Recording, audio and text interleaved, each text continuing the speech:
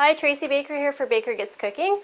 Today I'm with my son number 3, Seth, and he's going to help me make one of his favorite lunches. We call this Big Sandwich, and I really hesitate to say that it's even a recipe.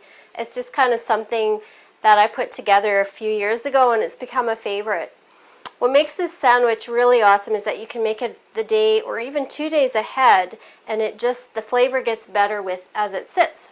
So I really like it, and when we vacationed in Walt Disney World a couple of years ago, we made this sandwich instead of using a big round loaf like what we're using today, we used smaller Kaiser buns, and we made individual sandwiches, and we took them to the parks almost every day, and it worked out really well. So this sandwich travels well, it keeps well, it feeds a bunch, and it's easy to duplicate so that you can make many, many sandwiches. And you can adjust it to suit your family's favorite flavors, whatever you want. It's pretty forgiving.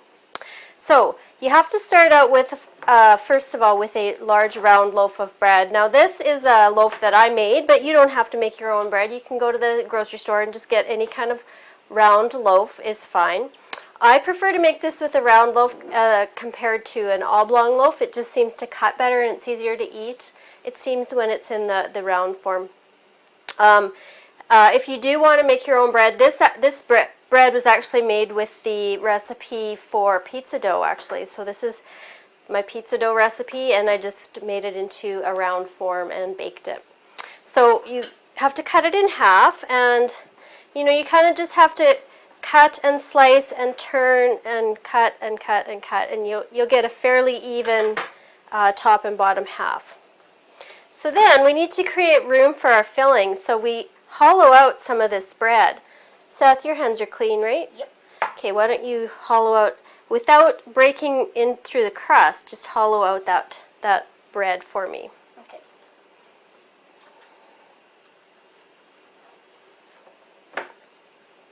So you can use, pumpernickel or sourdough or a multigrain loaf, whatever your grocery store has is fine. It works with every kind of bread that I've ever tried it with. It tastes really good. So we're just going to reserve this bread. I'll make breadcrumbs with it or something like that. I'm going to help you, okay?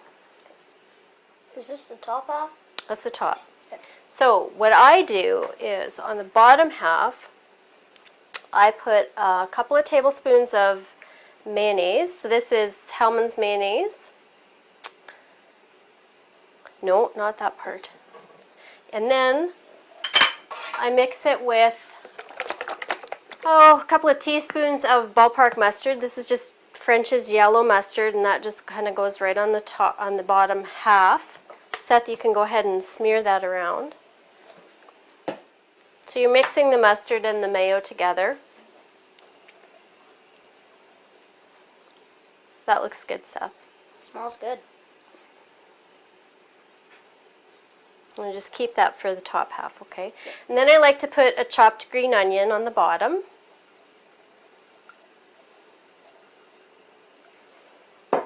Now on the top half, I like to put a couple of teaspoons of Italian dressing. So this is just an oil and vinegar dressing, and I just put a couple of teaspoons on the top there. Go ahead and stir that around, Seth. Just a sec.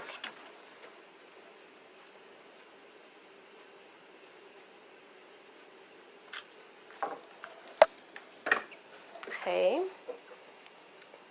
That's good. We can just let that sit for a little bit. I'm going to give you back the bottom half now. So then we can layer our filling. Now, I forgot one part of the filling. What did I forget, Seth? No, you got the tomatoes. Ham. Got ham. Meat. Salami. Okay, I'm just going to say meat. Because I don't know what kind of... Okay, so what we have here today, and this is what I usually put in it. although you can vary whatever meat that you like. This is all deli meat, and I don't like to have my family eat a lot of deli meat, but they do have some occasionally, and it's kind of like a treat. So today we're using honey ham, smoked turkey, and salami, all beef salami. So we just layer the meat in the bottom. You want to help me here? Sure. So we do salami, and then we do, whoops, stick in here, and then we do turkey. I got this last one. And then we do ham. Should I do 4 slices? No, I think 3 is plenty. Do you? Okay. Okay, then let's move that over to the plate, and we're going to put some tomato on. Now, I don't know why, but I always do it in this order. And I'm not sure if it matters for the flavor, but that's what I do. This is a tomato from my garden, so it's very tasty and fresh and lovely. So I'm just going to cut that into some thick slices and put those slices on top. It's delicious.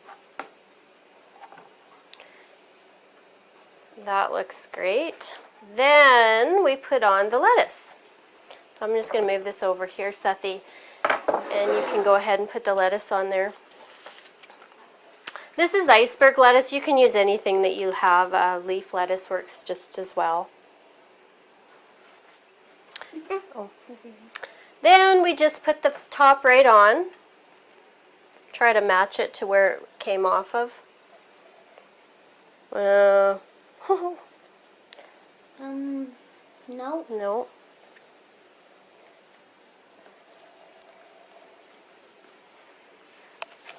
There. Yeah, perfect. Does that look good? Almost? Pretty close. Pretty close. Okay, now where did my big bag go? Your big bag of what? It's my big plastic bag. Oh, it's under here. Hello. So I use these big, they're extra large Ziploc bags, and the whole sandwich goes right into the bag. Thanks, buddy. And we take all of the air, or as much air out as we can. Good. Okay, I think that's good. So it's all sealed up, and then it goes in the fridge next. The thing that is different about this sandwich is that you add weight to it to compact it and make all of the layers kind of smush together. And it makes the flavors blend really nice. It tastes better if it's able to sit for a few hours with the weight on it. And it can last up to overnight. That's fine. I've done it. In fact, this is for tomorrow's lunch, and it'll be great for us to cut into tomorrow. So I just take, any heavy weight, a gallon of milk or whatever, you can do this and then add more weight on top. So as much weight as you can, and it's going to just compress over the course of the few hours that it sits in the fridge. And we'll see what it looks like tomorrow afternoon or tomorrow at lunchtime when we cut into it, and it'll taste awesome. My family's looking forward to it. I am. So I've just taken our sandwich out of the fridge, and it's been in the fridge overnight with a weight on top of it. And a couple of things has happened because of that. So it's compressed, so it's only about a couple of inches thick now. And all of the flavors have kind of melded together. So Seth is here waiting for, I can't get this open. Waiting for a taste of our sandwich. Okay, so I'm just going to cut a wedge, excuse me, for Seth to kind of sample. And you can see how it's nice and compacted. Seth can't wait. Because we removed some of that bread in the loaf, there isn't that much bread to get soggy. So that's why this works. That's why you can weight it down and leave it overnight, and it's still okay.